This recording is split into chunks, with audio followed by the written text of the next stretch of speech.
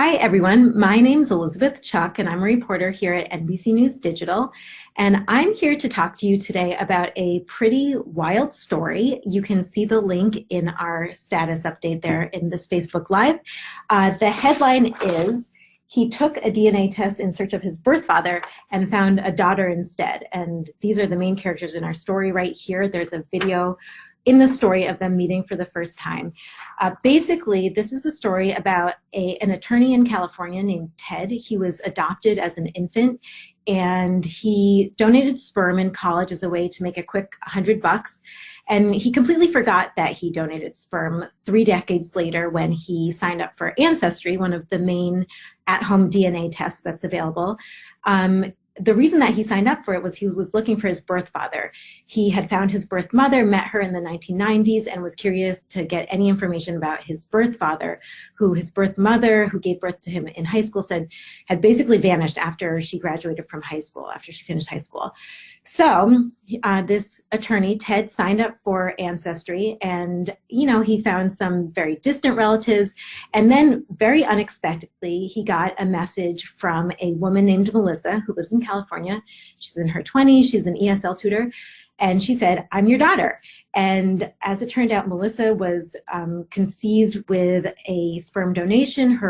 The father who raised her had a vasectomy before he married her mother, and they had used donated sperm to conceive her.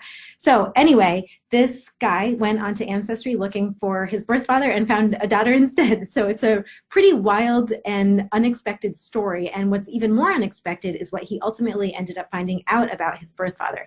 He didn't find him on Ancestry, but he ended up finding out that in the 1980s, his birth father had gotten into a quarrel with a lover. He had come out as gay by that point, and I guess he had a temper and ended up getting into a very, very serious argument with this lover and killed him and himself in a murder-suicide.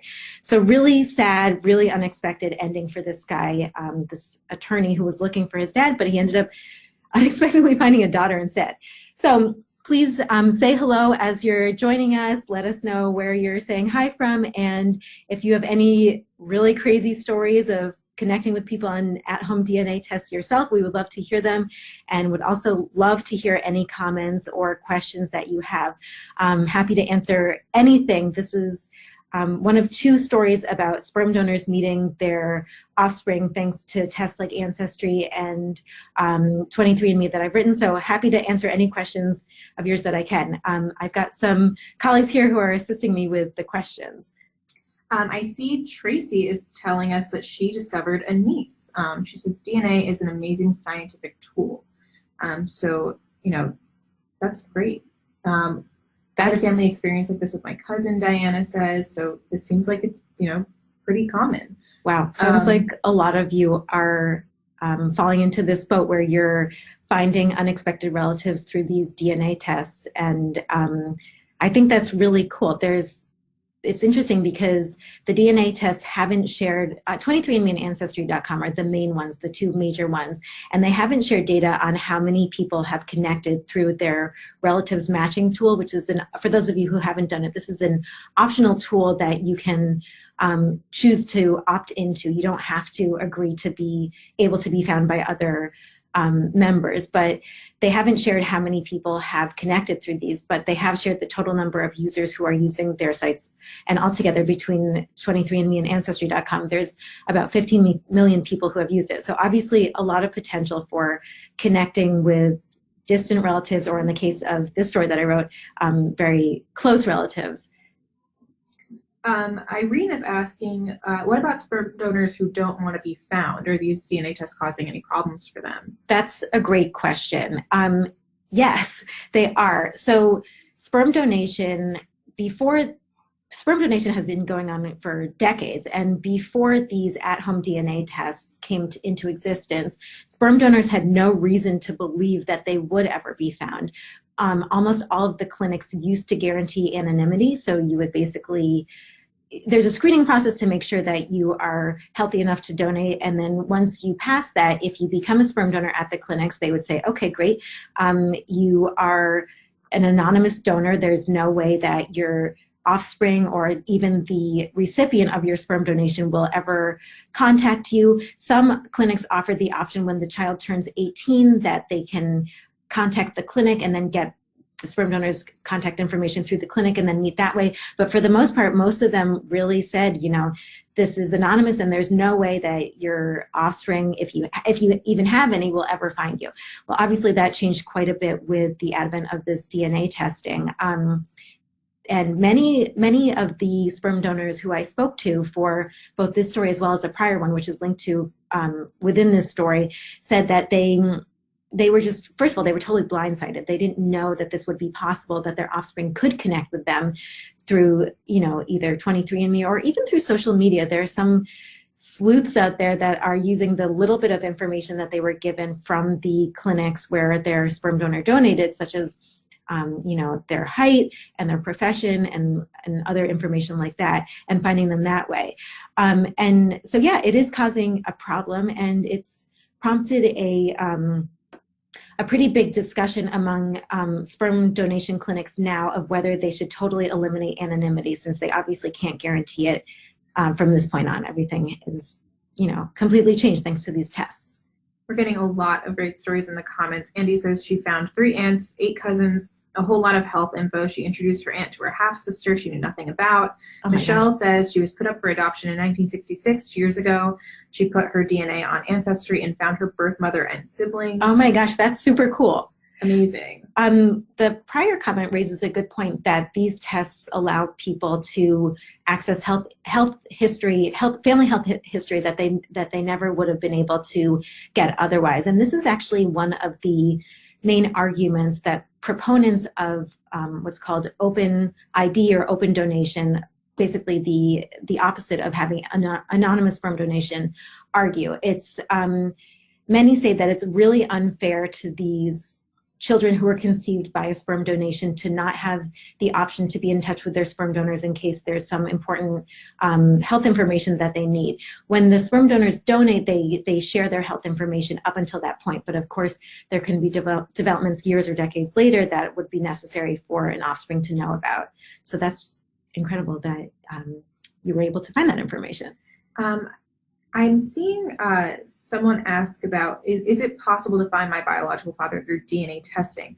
I think maybe it's good to clarify that I think it's only possible if that person also had done a DNA test. Right. Is that correct? Yes, exactly. So if you are someone who's looking for your biological father, whether you've been adopted or conceived by a sperm donation or for whatever reason otherwise are not in touch with your biological father, I would definitely say go ahead and take the DNA test.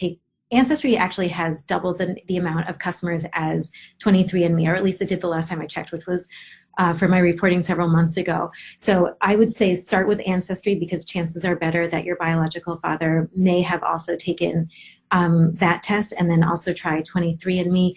But yeah, as my colleague Stephanie points out, if your biological father has not taken those tests himself, there's a chance that you would not find him on there. Well, you definitely wouldn't connect with him directly, but you might connect with some other relatives, more distant relatives who are linked to him in some way, who could connect you to him.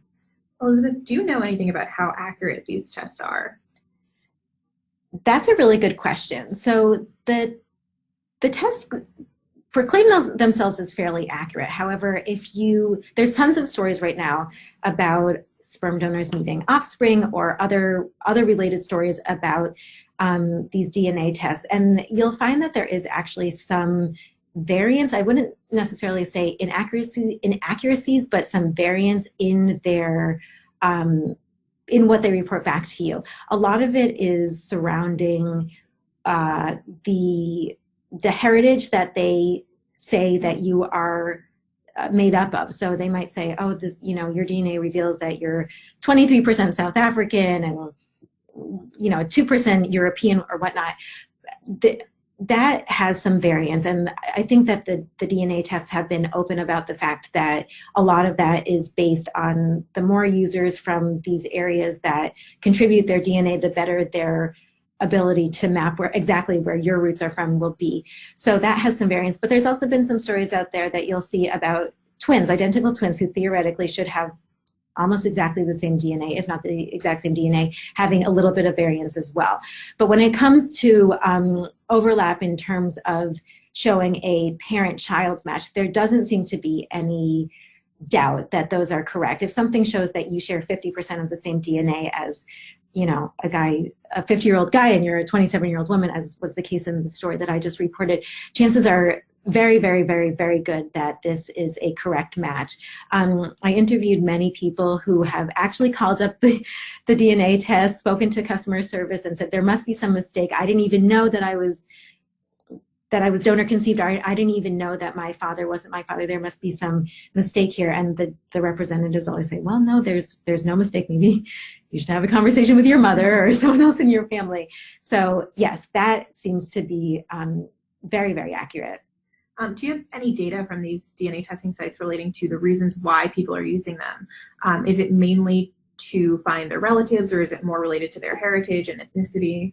That's a good question. Unfortunately, these DNA tests have not provided that kind of data, and because they won't tell us exactly how many matches have been made through the relatives matching tool, it's hard to know what percentage of the millions of customers who are logging on are opting in to the relatives matching tool, which could give us an indication of what people are mostly looking for. So no, unfortunately we don't. How does the US regulate sperm donation compared to other countries? So this is a really important question. America does not regulate sperm donation. So if you've seen some stories out there of, people finding 140 half siblings who all came from who all were offspring of the same sperm donor, that is because America does not regulate sperm donation. And this has created, these kinds of problems of 140 mothers or would-be mothers choosing sperm from the same donor and then having, all of these offspring who are related. What's interesting is that America is really an outlier in this. Other countries, including the United Kingdom, Norway, Hong Kong, have regulations in place, which mean that in those countries, it might be something like, if you're a sperm donor, you can only have 10 offspring that result from your donation. So there can only be a total of 10 children who share your DNA and result from your sperm donation. But America has nothing. So not only do we have the potential for there to be hundreds of half siblings out there who are related to each other, but we also have no tracking of this. And the concerns that are being brought up around this are, what if two people who are both conceived from sperm donation meet and fall in love and don't even know that they're half siblings? There can be obviously all sorts of health problems that result in if they were to have a child from that. So this is something that there have been calls and efforts to create legislation around this, but unfortunately none have succeeded yet.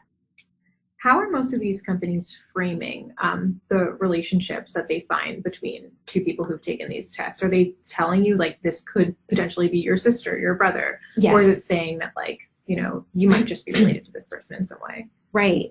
So when you opt in for these relative matching tools, the DNA tests are very upfront about the fact, I believe the word that they use is unexpected. They're very upfront about the fact that you might receive some unexpected news.